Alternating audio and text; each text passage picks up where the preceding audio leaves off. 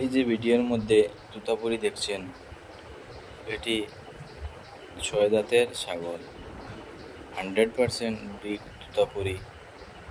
একটা বাচ্চা দিয়েছে, ফাটা বাচ্চা, খুব ভালো মানের বাচ্চা, কোয়ালিটি গুড। তো যদি কেহ ইচ্ছুক থাকেন গড়ে পালার জন্য, আমার সাথে যোগাযোগ করবেন।